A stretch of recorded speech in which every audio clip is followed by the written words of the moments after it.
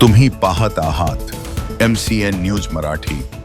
Corona महामारीच्या काळात जीवाची पर्वा न करता नागरिकांची सेवा करणाऱ्या आशा सेविका, अंगणवाडी सेविका आणि मदतनीसांना जाहीर करण्यात आलेला कोरोना प्रोत्साहन भत्ता अद्यापही न मिळाल्याने बुलढाणा जिल्ह्यातील जामोदमध्ये संताप व्यक्त होत आहे।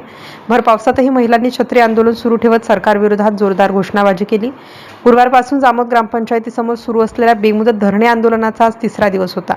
मुसळधार पावसाची पर्वा न करता हातात छत्र्या घेऊन आशा सेविका, अंगणवाडी सेविका आणि मदतनीस आंदोलनस्थळी ठिय्या देऊन बसल्या। कोरोना काळात या महिलांनी घरोघरी सर्वेक्षण, आरोग्य तपासणी, विलगीकरणाची अंमलबजावणी, जनजागृती तसेच माझे कुटुंब माझी जबाबदारी यासारख्या विविध शासकीय मोहिमा यशस्वीपणे राबवल्या।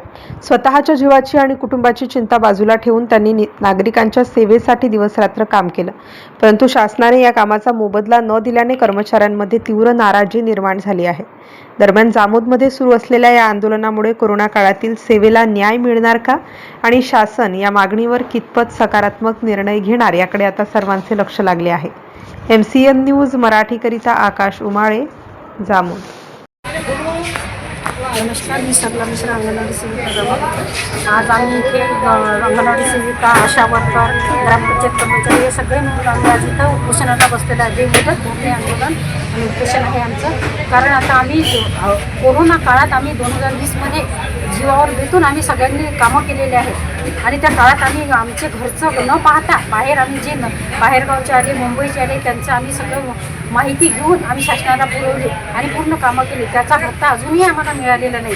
शासन फक्त आम्हाला हे आश्वासन देते। मागेही आम्ही पंचायत समितीसमोर विजय साहेबांना उपोषणासाठी बसलो होतो आम्ही, तर त्यांनी आम्हाला फक्त आश्वासन दिलं की तुम्ही उपोषणाला बसू नका, तुमचे पैसे तुम्हाला आम्ही अदा करतो, प्रत्येक ग्रामपंचायतला आम्ही पाठवणार आहे। परंतु त्यालाही आता कमीत कमी 6-7 महिने होऊन गेले, मागच्या वर्षीची गोष्ट आहे। फक्त आम्हाला आश्वासनं मिळतात। त्याच कारणाने पूर्ण जिल्ह्यात आम्ही आता प्रत्येक ग्रामपंचायत समोर आशा, अंगणवाडी सेविका ह्या सगळ्या उपोषणाला बसलो आहे आणि आमची मागणी पूर्ण व्हावी हीच आमची आशा आहे।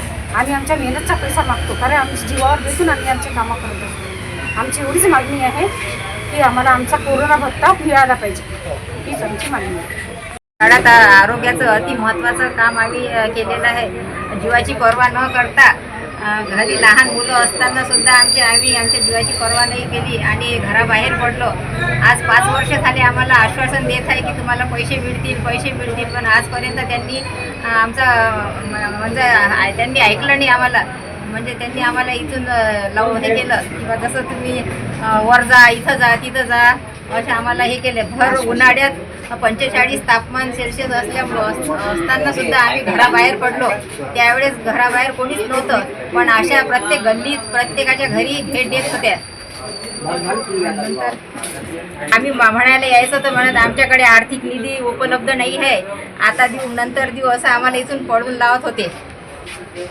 तर त्यांनी आमच्या मागण्या पूर्ण कराव्या हीच आमची आशा आहे। त्यावेळेस आमच्या सर्व आशा घराबाहेर पडून, कारण आम्ही जीवाची न आशा करता, कारण की जे बाहेरून लोक आलेले आहेत, मुंबई, दिल्ली, मुंबईवरून, पुण्यावरून, त्यांचे जर हातावर शिक्का मारल्याशिवाय त्यांना गावात घेत नव्हते। आमचे एमओ म्हणजे ठोंबरे सर, कारण आम्हाला अर्ध्या रात्री उठून पण म्हणत की ताई जा तेवढा शिक्का मारा आणि मराठी शाळेत त्यांची सोय करून द्या, कारण आम्ही स्वतःहून त्यांची सोय करून पाण्याची, नाश्त्याची, जेवणाची डबे भरून दिले आणि त्या गावातल्या लोकांना म्हणजे मराठी शाळेत, ग्रामपंचायतीला ठेवले। एवढंही काम करून हे आम्हाला कोरोना भत्ता मिळालाच नाही, देत पण नाही।